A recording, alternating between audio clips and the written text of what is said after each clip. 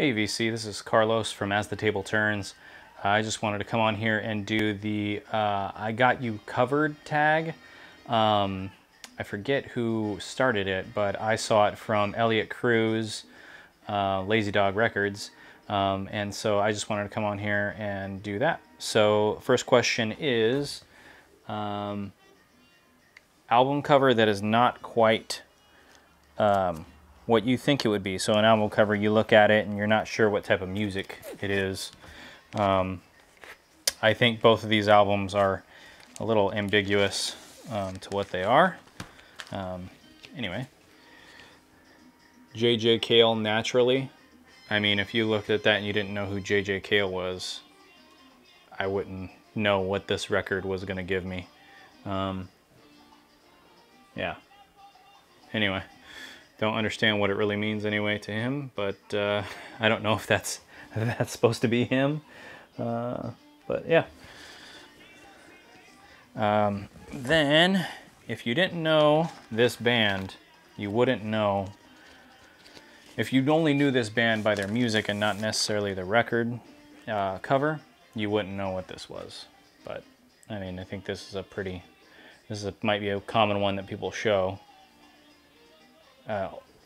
Old man with a bunch of sticks on his back. I don't know what you would think that would be if you were to look at that. Album cover that makes you think of something else.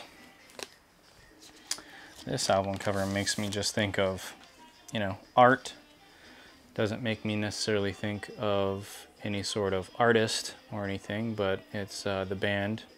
Music from the Big Pink. So yeah, doesn't make me think of them. It makes me think of, just art. Going to a museum, art museum.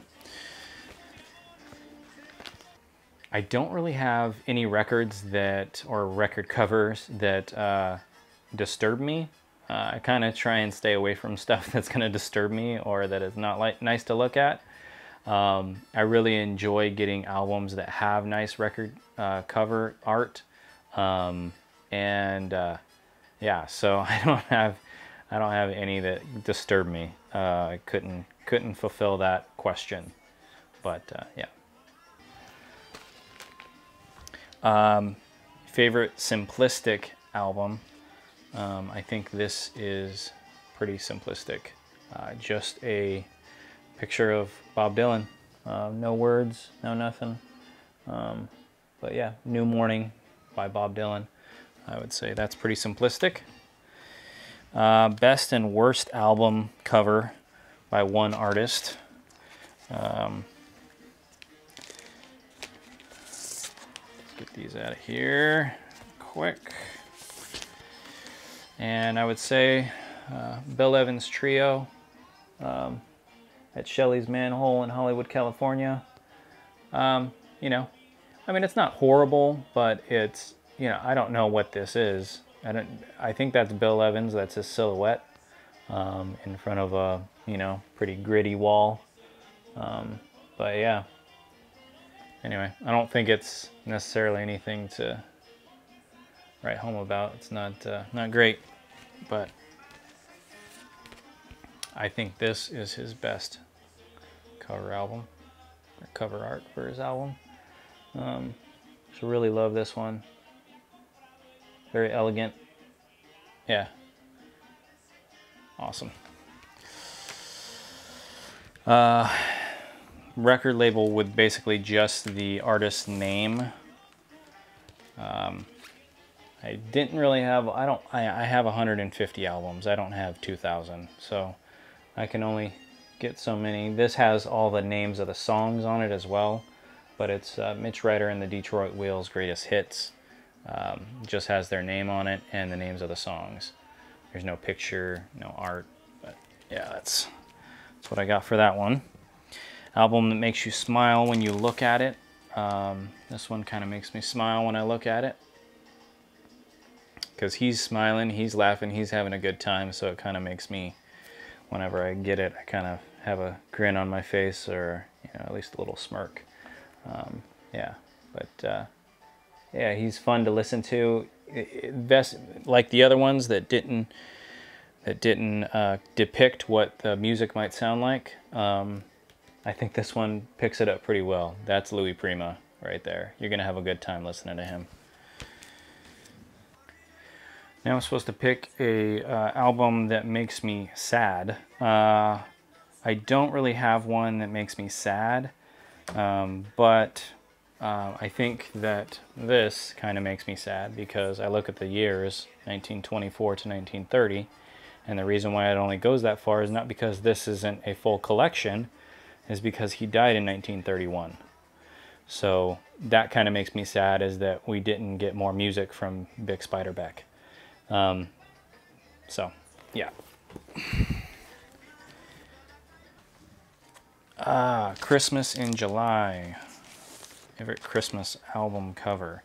This is my favorite Christmas album, so already I'm going to love the album cover, but I really think it's a really nice one. Nat King Cole Christmas. Or the Christmas song. But yeah, I think that's a good depiction of Christmas, right? By the fire, presents, you know, skis, kind of just relaxing. That's what Christmas is about right there. So, all right. Worst album cover. This was a Record Store Day release, I believe. But anyway, or it was just, the release date was near that. But it was Charlie Patton, Lord I'm Discouraged. Great album, you know, it's awesome songs. He's awesome. I love his voice and his playing. But I think they could have done something a little bit different. If you don't have a lot of pictures to go by with Charlie Patton, you know, maybe try something else. Maybe don't just put a picture of him on the left-hand side and a bunch of white space and nothing else. Just not that great of a album cover.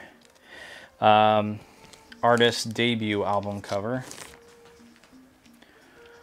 Showed this before, Duran Jones and the Indications. There's the debut album. Really like that cover. It's pretty cool.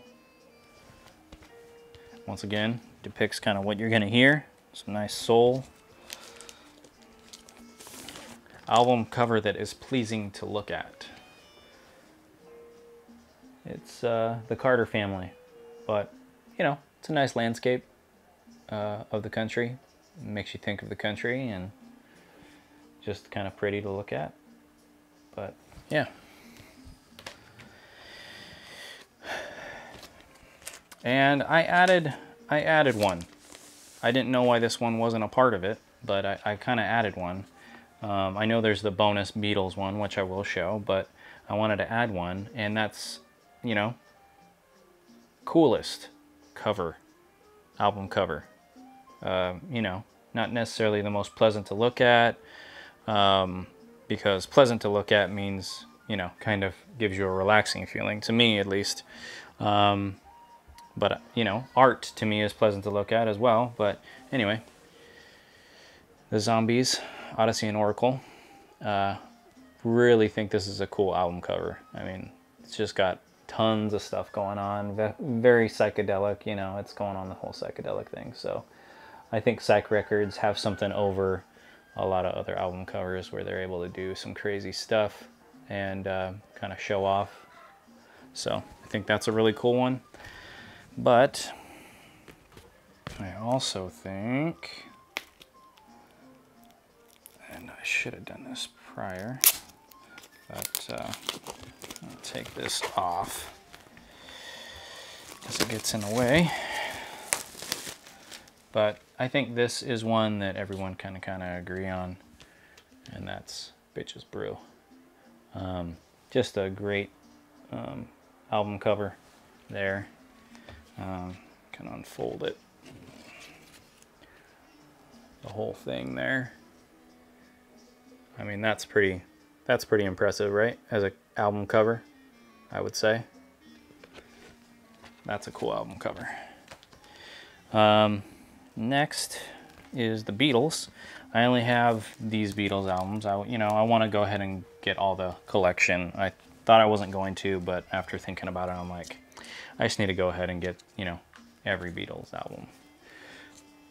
But this is the Beatles albums that I have. I have this one and the match to it, the red one. So those are the Beatles album covers that I have. But I figured, I might as well, I need to get these just to get the music, and I'll go back and I'll get the other stuff. Wanted to show off, some other ones real quick that I really like.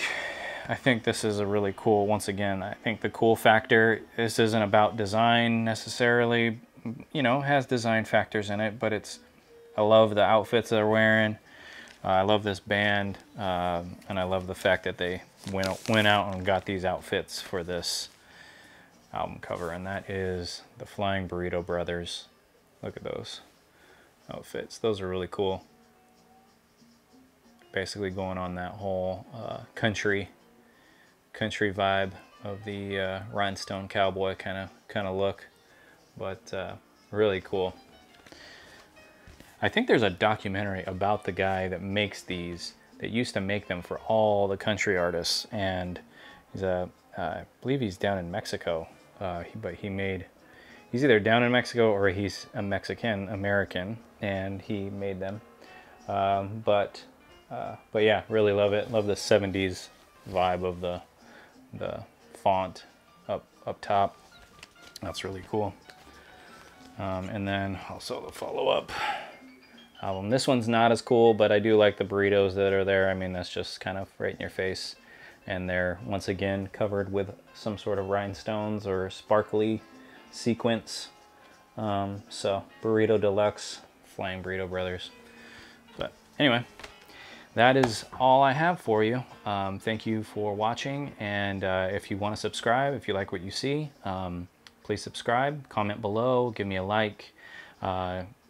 Click the little bell if you want notifications of my next video. But this is Carlos from As the Table Turns. Thank you.